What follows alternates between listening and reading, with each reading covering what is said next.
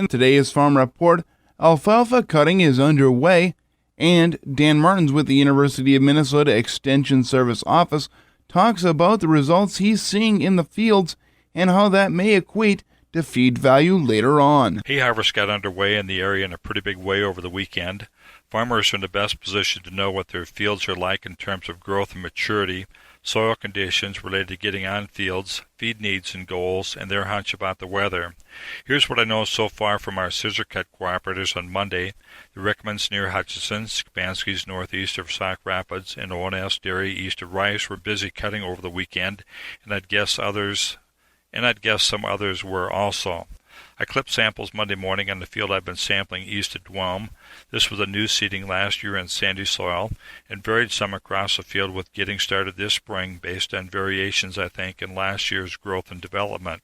For Monday morning scissor cut sampling on this field, the best part of the field measured tallest stems at 29 inches, bud stage, peak stick estimated relative feed value at 160, with the lab test at 173, and relative feed quality, RFQ, at 188. With a cooler spring, we might expect lab tests to run a little better than the peak stick estimates would be. I took a composite sample from this field with a mix of clippings from 10 spots, taken about every 25 steps or 75 feet apart, all in the bud stage, ranging from 17 to 26 inches, averaging 22.6, where the peak stick estimate would be 188. The lab test came back with relative feed value at 181 and RFQ at 186. That's quite similar to the best part of the field. Then I took a sample from one of the shortest patches in the field where alfalfa averaged 17 inches and also in the bud stage. The peak stick estimate would be about 218. The lab test came back at 165 with RFQ at 173. That compares with 181 and 192 last Thursday, so that seems to be an unbelievable trend and a bit lower than the peak stick estimates. This could indicate that the shorter plants are maturing pretty much on track with the rest of the field, even though a lot shorter. We did get a report from Thursday, May 28th for the Dan and Sarah Rourke farm southwest of Uppsala, showing 26 inches, bud stage, with a peak stick estimate at 172, lab test at 190, and RFQ at 226. After the hay is harvested, we suggest following up and watching how regrowth comes along. Traditionally, we watch for indications of insect pests like alfalfa weevil larvae, potato leaf hopper, armyworms, and cutworms.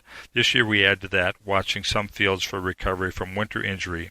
I'll talk a little bit more in detail about these issues the next day or two. We should have ample moisture to expect alfalfa to show some new growth fairly soon. For insect concerns, it's a bad deal to put pesticides on the land without identifying the presence of a pest that meets threshold guidelines. I'm Dan Martins with U of M Extension, and I hope safety is at the top of your list as we start June activities. Little Falls Radio will be out at Coburn's tomorrow and Friday celebrating June Dairy Days. Part of the June Dairy Month promotion will be out there from 10 a.m. to noon. We'll be talking with the current Morrison County Dairy princesses from years past, and also members of the University of Minnesota Extension Service Office. That's all going on tomorrow as part of the June Dairy Days promotion going on at Coburn's in Little Falls. Many producers are doing first cutting alfalfa, and as Dan Martins from the University of Minnesota Extension Service Office reports, they should be looking at second cutting alfalfa regrowth and keeping an eye out for alfalfa-related pests that may be in the field. I mentioned recently that it's good to keep an eye on second crop alfalfa regrowth. Alfalfa weevil larvae is one insect that might be feeding on new shoot growth to the point where we might not see much growth. They may be too small yet this year to do much damage now, but could be important to watch over the next 3 weeks.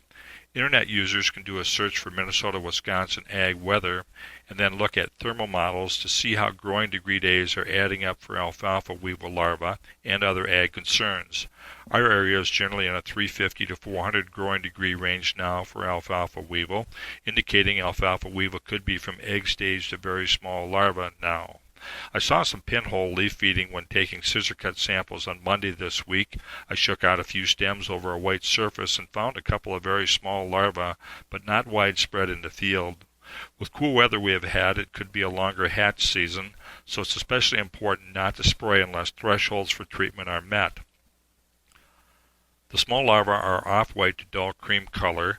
They get to be light green with a thin white stripe down the middle of the back and a small black head, and get to be about 3/8 of an inch long. They prefer to feed between the veins of the leaf. The cloverleaf weevil looks pretty much the same, but has a tan to light brown head and gets to be about a ½ inch long. The cloverleaf weevil chews out chunks of the leaf, veins and all. Sometimes these insects are quite large when harvesting first crop, not this year, but could be in second crop. After harvest, we look for these on stubble, on the soil surface around the plant, and under leaf litter, and they are pretty hard to find. If there are more than 8 larvae and new adults per square foot, or more than 50% of the new growth has been damaged, spraying could be advised. If adults are a significant part of the mix, make sure the insecticide used is effective on adults. In our area, I wouldn't expect to find much now this year, but never say never. If larvae become a problem later, the thresholds might be checked by one of the following. 1. Treat if 30 to 50% of the plant tips show obvious signs of feeding. Check 10 to 20 stems from at least 5 locations. We should also be able to find the larvae present. 2. Treat if there are 1½ to 2 larvae per stem. We try to check this by randomly checking 30 to 50 stems around the field by shaking them off in a white 5-gallon pail. Check the percent of tip damage at the same time. 3. We might use a sweep net in 8 to 10 inch alfalfa. We'd take 10 sweeps in at least 4 locations in the field. The treatment threshold is 20 to 25 or more larvae per sweep. Here again, consider percent of tip damage. If we reach the threshold within 7 to 10 days of harvest, we would probably aim to harvest as soon as possible. If earlier than that, spraying could be an option, paying attention to the pre-harvest interval of the product we'd use. Follow label directions. It's bad economics, bad for resistance issues, and bad for the environment to spray routinely when a treatment threshold is not indicated. I'm Dan Martins with U of M Extension, and I hope your alfalfa gets up and growing well after first crop harvest. So landowners, if you have had interest in enrolling environmentally sensitive lands into USDA's long-running Conservation Reserve Program, you probably heard Agriculture Secretary Tom Vilsack's recent announcement. We will have another general sign-up. That will be scheduled for December 1st of this year. In addition, landowners with CRP contracts set to expire by the end of September can ask for a 1-year contract extension.